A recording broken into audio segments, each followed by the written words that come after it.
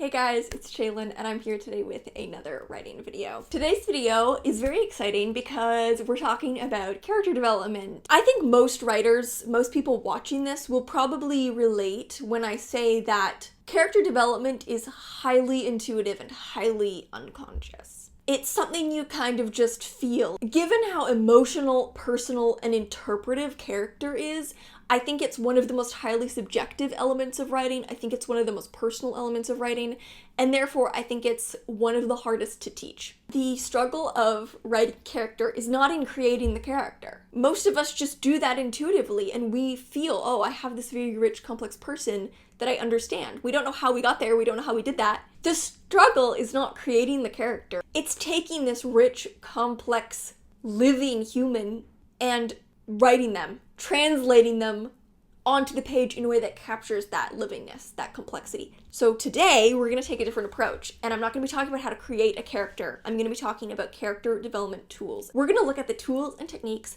that, as a writer, you have at your disposal in order to actually put character development onto the page and into your story. So we have 5 categories in this video: form, context, scene, story, and theme. And within these 5 categories, we have 22 different techniques and tools. I've really broken this up into as many tools as possible in order to get to those base components of writing, but you'll even notice that some of these even have a few subcategories within them. You will find though, as we go through these 22 different techniques, that there's a lot of overlap between them. It's very, very difficult to actually draw distinctions between elements of writing because everything is so interlinked. See my video on unity of form and concept. We can't fully extricate these things from each other. They're going to be inherently linked. I wanted to start with just a brief overview of what I personally think makes good character writing.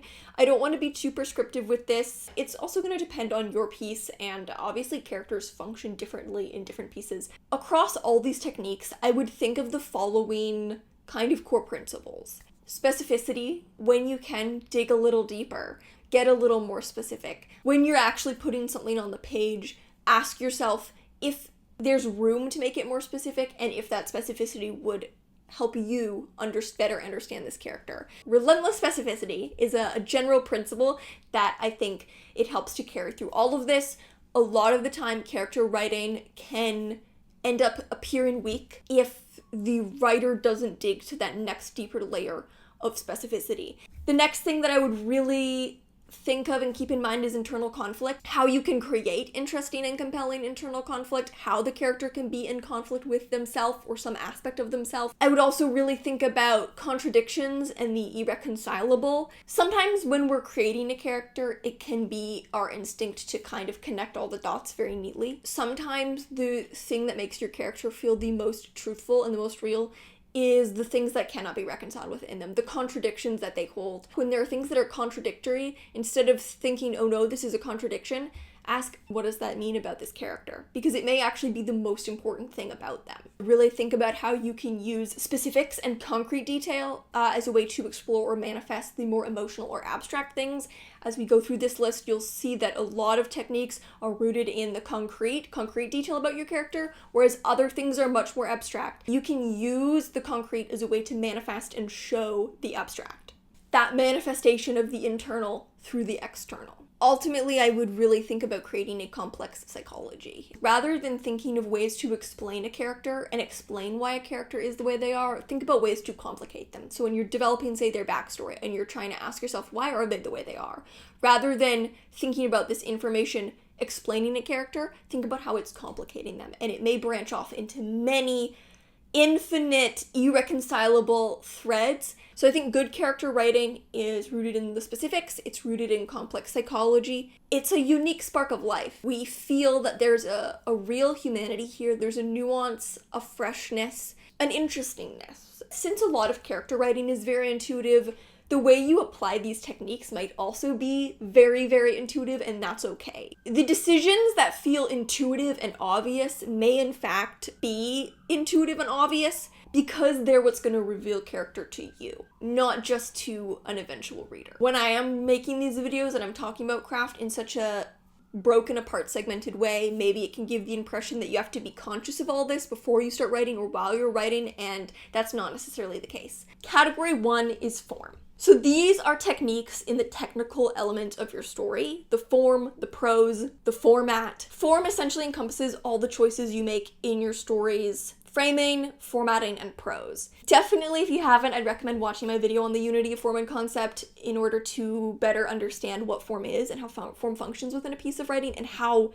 deeply critically important it is. So we have 5 techniques within form, and we're going to start with voice. Voice is the qualities and personality of your character as reflected through the narrative style. This includes choices in syntax, sentence structure, inflection, punctuation, and any devices such as similes, metaphors, or any other literary device. So why is voice important? Well, there's a reason it's first in this video, and that's because I think it's one of the most important tools that you have at your disposal in order to create characters. Voice is literally in every single word. From the very first sentence, voice is there, and it's communicating character before we even know anything concrete about them. I'm sure all of us have had that experience of picking up a book and being struck by the voice within the first paragraph. That's how much work voice can do. If we're talking show don't tell, voice is one of the best ways of showing a character, showing their qualities and their personality and their way of feeling and thinking and seeing the world. A memorable voice almost instantly creates a memorable character.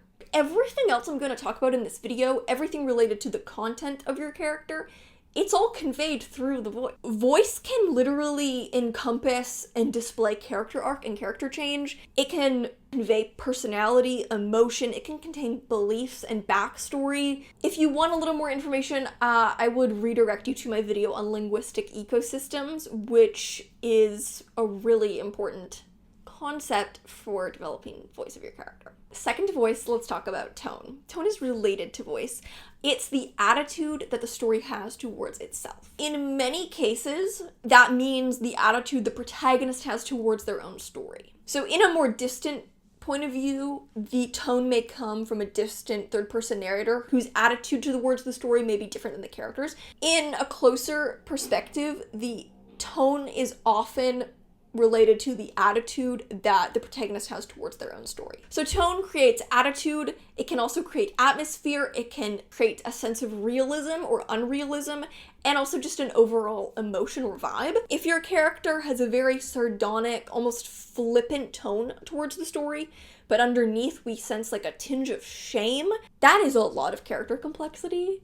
And character complexity as it relates to the events conveyed merely through tone. So tone can be created through many different factors. Your protagonist's attitude, the framing of the story, the point of view, the overall atmosphere and mood. I like to think of atmosphere as the overall sensory quality of the piece, mood as the overall emotional quality of the piece, and tone as the overall attitude of the piece. So those things kind of all go together. So tone can really affect how we relate to and understand a character. It shows how the events shape a character and how they therefore view the events. So next up, we're going to talk about one of my favorite things, point of view and tense. So point of view is the relationship between the protagonist and the narrator. I like to think of it as the angle the story is being told from. Point of view therefore creates a relationship between protagonist and story. Like voice, point of view is in every single word. Tense is the relationship between the point in time that the story is happening and the point in time that the story is being told. So it's the relationship between objective time and story time. Point of view and tense of your story signals your character's relationship to the story and how they are telling the story. Are they telling it willingly? First person would be willing. Who are they telling the story to? How much time has elapsed between the events and telling? So we can learn so much about a character's psychological state in relationship to the events via point of view and tense. If you're writing a story in first person past tense, so first person retrospective, that may signal that the character has some psychological or emotional reason why they want to tell this story. They are reliving it within their own mind, or maybe they're telling it to someone else, but there's a reason for that. Second person, a more rare point of view, can signal a lot of things depending on how it's used. It can signal like dissociation or profound shame. I'm writing a book in the third person right now, and I knew it had to be in third person because I was like, these are not first person characters. They would not willingly tell their own story. They wouldn't even think to tell their own story. So point of view and tense is kind of setting the boundaries for the character's psychological relationship to the story. Okay, so next we have format. Format is a little hard to define, but I'm personally in this video defining it as how you divide your story into sections or pieces on the page. That can be things like the scene or chapter length or shape, or if you're using, say, like an epistolary format. What does the story look like on the page? Are you titling the chapters? To me, that's a very different format in terms of character, because let's say I'm writing a first-person book and I title the chapters. Okay, so the character is breaking their story into these manageable sections that are kind of more whole narratives. So you should always think about how these choices in formatting convey character, and how the character is either experiencing the story or choosing to tell the story, or both. If you choose to write your story in vignettes, for example, why is this how they're choosing to tell their story?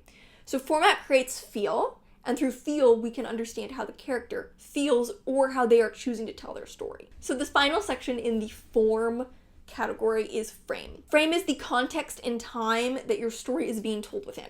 So basically, if you have a story, frame is the context of who the character is and where they are and how they are telling the story from. Some stories don't really have frames. All retrospective narratives have frames, and I would argue that all third-person narratives have frames. So this therefore creates multiple versions of a character or multiple understandings of a character. Frame can encompass motivations for telling the story, methods of telling the story, for example, audible, written, or just in their mind, audiences themselves, another character in the story, an audience that, exists, like there's an awareness that there's an audience, but we maybe don't know who it is. And so it's kind of like there's this second layer of your character over top the character in the fictive present, and they may be very different versions of themselves. So this is where you can ask questions such as, why are they telling the story? Why now? Who are they telling it to? How are they telling the story? Like, in what mode? Where are they telling the story from? How has their perspective changed since the end of the fictive present? Frame can be almost like a secondary storyline or timeline, whether one that's implied or one that's actually leaned into. It can encompass unreliability, it can encompass motive. It intersects a lot with point of view. Point of view and frame go hand in hand, I would say. So let's move into the second category, which is context, or like construction. So this is what we normally think of when we think of character development. It's essentially the information about your character. Things that you might fill out on a character profile. It's the detail, information, and context that make up this person and define them as an individual. Remember not to limit yourself here. I hate seeing an article or a video or a tweet or something that in any way implies, like, don't make your characters like this. What if I want to? What if that's just who they are, right? The goal is to create someone who is complex, organic, multifaceted, interesting, and living, who feels real and alive, not someone who's just good or likable or even relatable. You can, of course, create good, likable, relatable characters if you want, and that may not even be something that's intentional. The character may just develop the way they develop, and that's also very subjective. A character that I consider good and likable and relatable may be very different from a character someone else considers good, likable, and relatable. So I don't think it's what we should really be focused on when creating character, because that's kind of undefinable. So give your character whatever traits they want, even deeply off-putting or immoral ones. If that's who the character needs to be, then that's who the character needs to be. If a real person can be like this, then there's no reason a character can't be like this. If a character can be deeply immoral, annoying, frustrating, off-putting, contradictory, if real people can be like that, then characters can be like that as well. The first category, which I'm calling detail or context, kind of the most obvious technique within this general category. This is just the details and context of your character's life. Think of characterizing detail. So details about this character that reveal who they are or something important about them. Give us a feel for this character.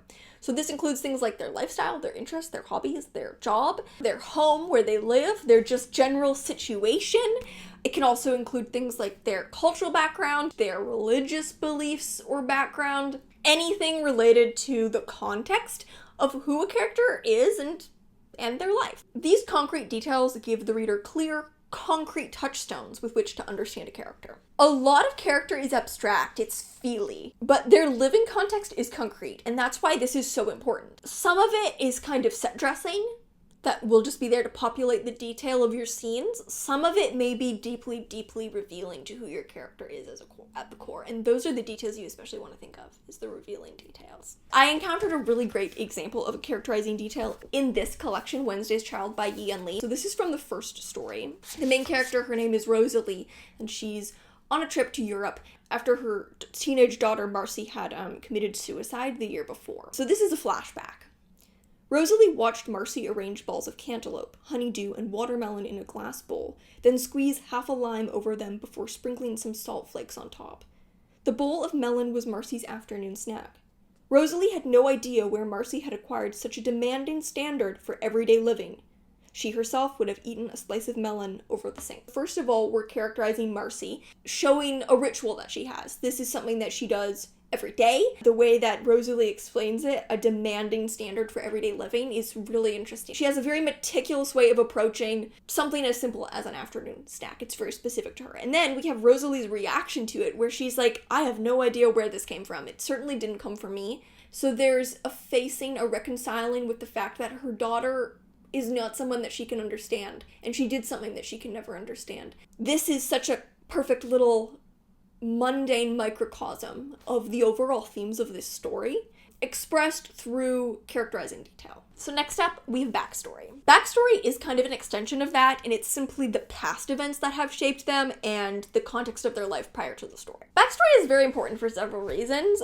First of all, simply because every single person has a backstory, except for a newborn baby. It's also, of course, important to think about how past experiences may shape your character and inform how they feel or act during the events of the story. If you have a frame or a retrospective, the events of the fictive present are shaping who they are in the frame.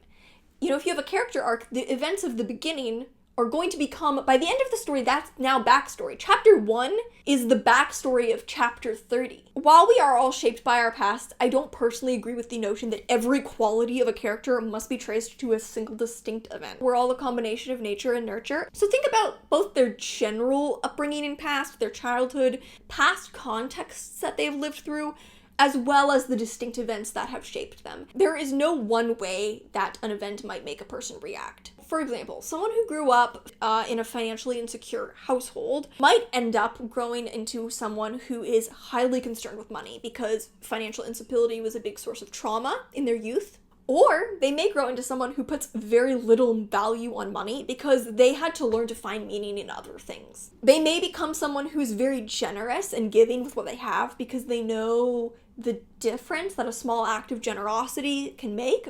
Or they may be very protective over what they've earned because, you know, they feel the world's been very tough on them and everyone has to look out for themselves. You gotta put yourself first. Or, like, infinite other things, right? So it's important not to view this in too prescriptive a way. Characters react to events, but they also react based on who they are. And so if something happens to me, I'm gonna react differently from someone else because I'm a different person at my core, and the events that happened to me in my past are different than the events, like, you know what I mean? It's very intricate, right? This is why people spend years and decades in therapy. It is stronger to tie backstory with a character's beliefs, worldviews, and attitudes than it is to their personality. I think in terms of backstory, really thinking, not has this shaped what qualities they have, oh, it's made them tough. Thinking about the attitudes and beliefs that they have developed. Okay, so let's talk about relationships. These are the bonds your character has with other characters. Some relationships may be established before the start of the story, some may be introduced during the story, and some may exist only in backstory. Some may exist very fleetingly. A character could interact with another character in one single scene. Relationships are a very important part of context because they give you the chance to show your character interacting with other humans. Every interaction between two characters and every relationship is an opportunity to develop every character in that interaction. We get to see who your character cares about, who they don't care about, who they connect with, who they don't connect with, how they view other people, how they treat other people, how their interactions with other people make them view and feel about themselves. Even very distant relationships, the cashier that your character sees at the corner store every so often, can be revealing. It's often our bonds and interactions with other people that reveal our nature. Both the beautiful parts and the our deepest flaws. Those are often brought out most of all through other people. How we're impacting others, how we're affecting other people's lives through our choices, through our actions. Relationships can be incredibly revealing. When we love someone, I think that often reveals us to our core, like the reason we love that person, how we treat that person, how loving that person makes us maybe see ourselves. When we hate someone, I think that reveals often our truest nature, why we hate that person, the way hating that person makes us feel. The way that we treat other people is often the deepest mirror to ourselves. So seeing contrast between multiple relationships can also be very rich. We can see who brings out different qualities in your character and start to see different dimensions of them. So relationships are an incredibly important tool. So now we're going to get to goals and motivation. This is like often considered foundation of character writing. This is what your character wants and why they want it. Characters often have multiple goals. One may be tied to the central plot. In a traditional narrative, sometimes it can be more abstract. Sometimes motivation is very clear-cut. For example, I want to defeat the evil emperor because his armies are going to destroy my village. But even when characters have very concrete motivations, there may be subtextual emotional motivations as well that are very important. In a very like character-driven, maybe more literary style story, sometimes that concrete motivation isn't even there. Sometimes the character wants something and the reason for it is purely like emotional. But let's run with the evil emperor example. Maybe they have a secret desire for power themselves. Or maybe they've seen generations of their family who are just humble farmers, forgotten to time. And they fear deeply being unknown and lost to history. So they want to cement a legacy for themselves that no one will ever forget. I often call this the core desire of a character rather than just the motivation. Goals and motivations are also really important because they are a bridge between plot and character. As characters try to pursue their goals, their motivations might complicate as they're faced with new challenges or the relationships around them develop. Motivations can begin to splinter. They can begin to contradict each other, creating really deep internal conflict. Interesting motivations give way to interesting actions. A compelling or complex motivation can completely change the meaning of an action because of why the character is doing it. One concept I want to lump in here is the concept of yearning. I don't know if this is really a concept or just a word that I use a lot. This is kind of like a type of goal. It's a want that is not tangible. Maybe it's a little subconscious, but it's just something profound and very critical that the character yearns for. It's often very emotional and it often drives their actions and beliefs in a very core way. Goals is really, I think, the most important place to look for internal conflict. For example, wanting two contradictory things. Wanting something despite knowing it may make things worse. Wanting something despite knowing that it may harm others. Wanting something despite knowing it may harm you, ultimately. Wanting something that disgusts you, or goes against your morals, or goes against the beliefs that you were taught or raised around. There are really infinite ways that you can implement internal conflict here. Within the character's goals and motivations is really one of the most important places to think about internal conflict. So that brings us to beliefs. So beliefs are the views your character holds about the world, about themselves, about other people, about relationships, etc. It's the complexes they have, the way they see the world. Sometimes it's conscious, but it can also be subconscious. Often we are guided by our beliefs about the world and people and ourselves, the narratives that we've constructed, and we often don't even realize this is a belief we have. We think that's just how things are. So beliefs are one of the most important elements of character writing because they're often one of the most interesting elements of a character from a psychological perspective, and therefore from a thematic perspective. Your character's beliefs guide their decision-making and worldview, and therefore often have a direct impact on the plot. So beliefs are one of the places we see a character's psychology spill into the tangible story. It can also start to conflict with the tangible story. This is often where we get a lot of internal conflict, when beliefs that characters hold start to contradict each other or start to contradict what they want concretely. Beliefs are also just interesting, right? They make a character unique on a very psychological and very specific level. Beliefs can be dynamic, they can be complicated, they can be strange, they can even be taboo. We often see character arcs through a character's belief, where the character enters the story with a certain belief informed by their past, and then their new experiences either change their beliefs or reveal the deepest, darkest extent of their beliefs.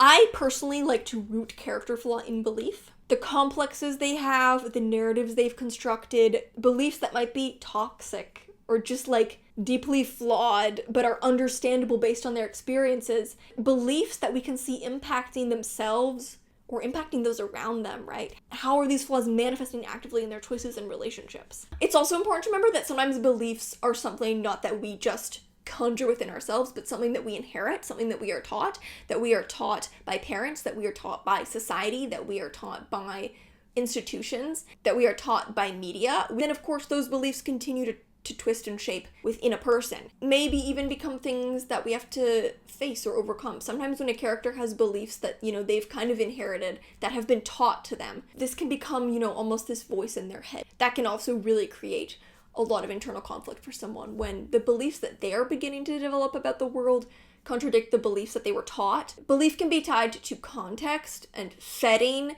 and time and, relationships as much as it can be tied to a person's own individual experiences and character. Now let's talk about personality. Personality is just like the traits your character has, their qualities and attributes. And your character's personality gives them that distinct flavor and really carves them out as a distinct and individual person. Personally, I prefer to think of character flaws as being rooted in belief rather than personality, since belief is more active and rooted in experience. I think that just slapping a couple, maybe more ambiguous or negative traits on a character is not the most compelling way to create rich, flawed characters. But of course, you still might want to think about the traits that they have that might get them in trouble. Ultimately, personality is important because it gives the character a vivid and distinct presence, but I wouldn't view it as the root of their depth or their flaws. It affects how they act, of course, but for their most critical choices, I think that's stronger narratively to root that in their beliefs rather than just a personality trait. That feels a little more static,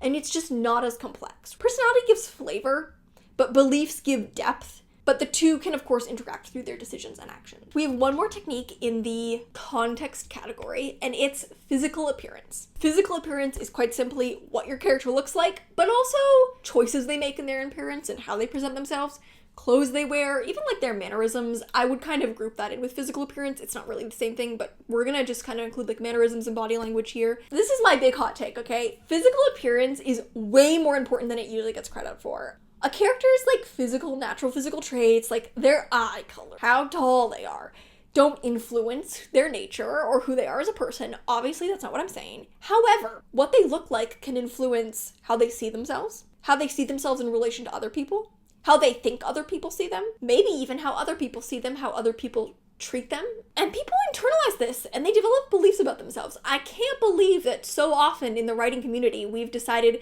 that physical descriptions of characters are unimportant and just like a vain thing to focus on when most people have some form of relationship or complex about their physical appearance. How a character dresses and presents themselves could be tied to their lifestyle, their work, or just like their personality and their values. Being able to see characters visually is very helpful. We can usually understand a character a lot better if we can really visualize how they're moving through a scene. I had a writing prof in university who would always be like, I want to see faces. I can't see faces in this scene. If it's important to be able to visualize the setting, why do we act like it's not important to be able to visualize the people? I have a whole video on character descriptions in the works, so hopefully that'll be coming in the next few months. It's one I am prioritizing, and I'll have some more like extended examples and everything. And this brings us to the third category in this video, which is scene. So these are techniques that relate to how your characters are presented and act in individual scenes. This is very important stuff for showcasing your character in the most active and direct means possible.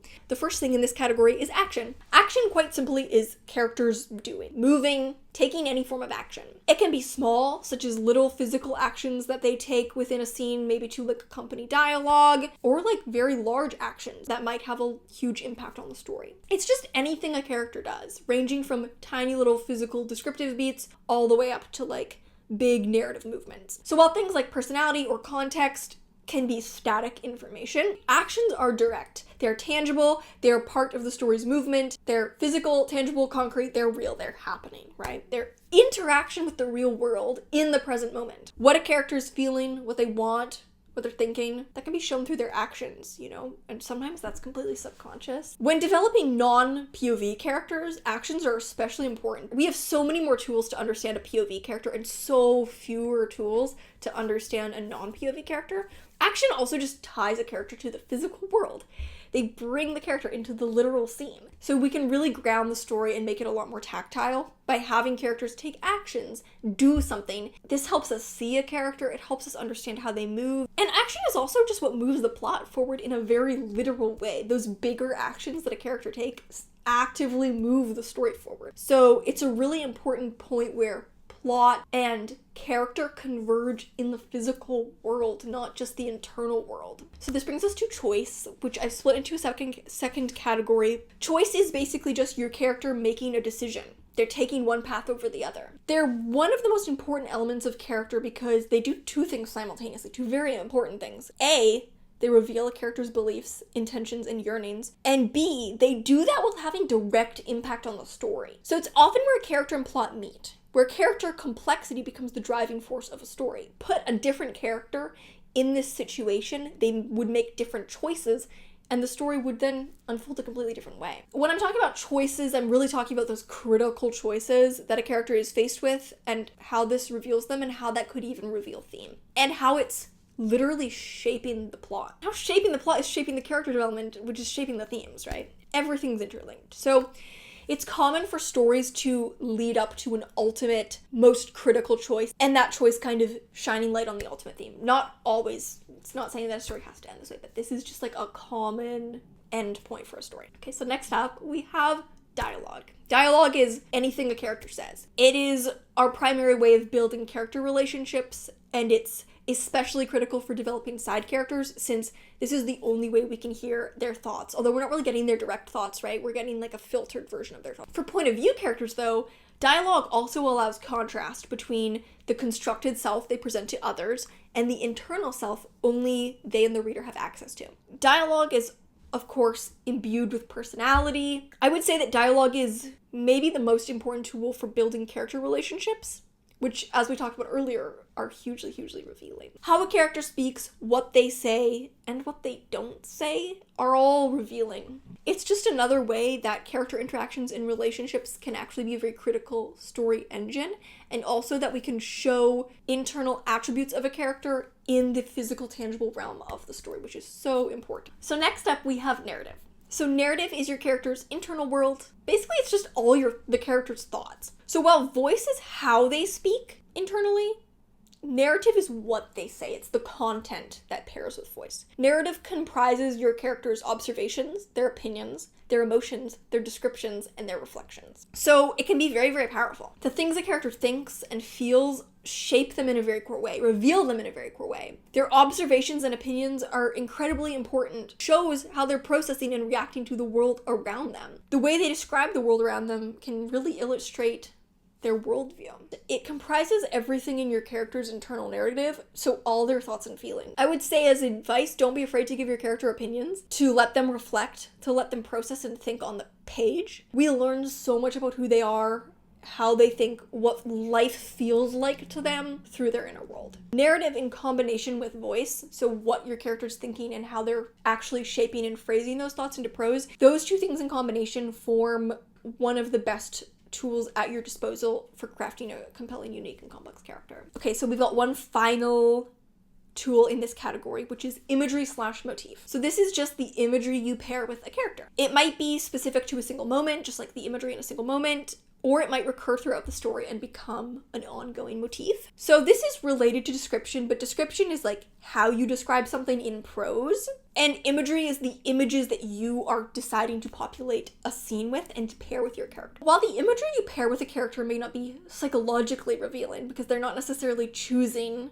what imagery is in their vicinity, it can serve as a visual metaphor for what a character is feeling or wanting or experiencing in that moment. It can also contribute to the atmosphere of a story, which can be used to convey the emotional state of your character through the mood and just express their personality through the story's aesthetics. Okay, so we're getting into the fourth category now, which is the story category. This category looks at how character functions on a story level, so the larger shape and structure of a story. So first up, we have structure. Structure is how you organize the events of your story in order to create meaning. I have a whole video on story structure, so I will not repeat myself too much in defining it. As we structure a story, we are giving meaning to different events. Therefore, structure determines the narrative meaning of our characters' choices and actions. What a choice they make means within the context of this story. Structure gives way to character development in this sense. The order of the story and the relationship between events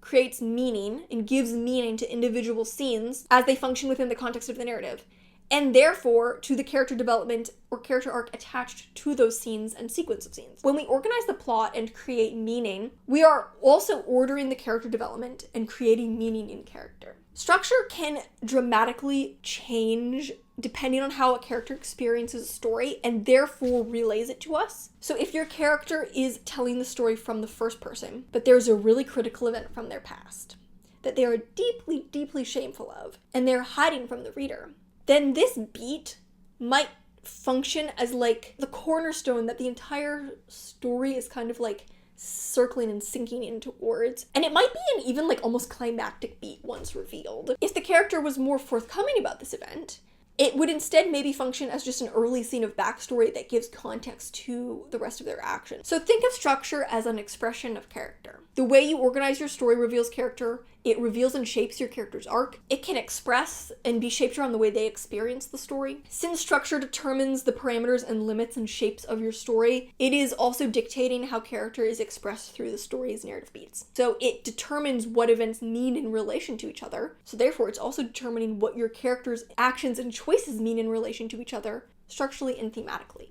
So then we have plot. So while structure is how the story is organized and ordered, plot is merely what happens. It's the events of your story. Your characters are the figures that are moving within this plot, and are maybe even the ones shaping the plot. We see plot and character interact in two main ways. Characters reacting to events that they didn't cause, and characters making choices and therefore causing events to happen. Even if the reaction a character has is just internal, in just their thoughts, their feelings, and they don't actually take action, that's still their unique experience within the plot that's giving the story life. When characters act, choose, decide, they are moving plot based on their own wants and desires that are specific to them, and the plot is now being shaped in the context of this character. Plot reveals character, and characters create plot. The final technique in the story category is change/arc, which is how your character changes over the course of the story. We often just refer to this as a character arc, but I might just call it change as well. This is just the notion that the character changes in some way.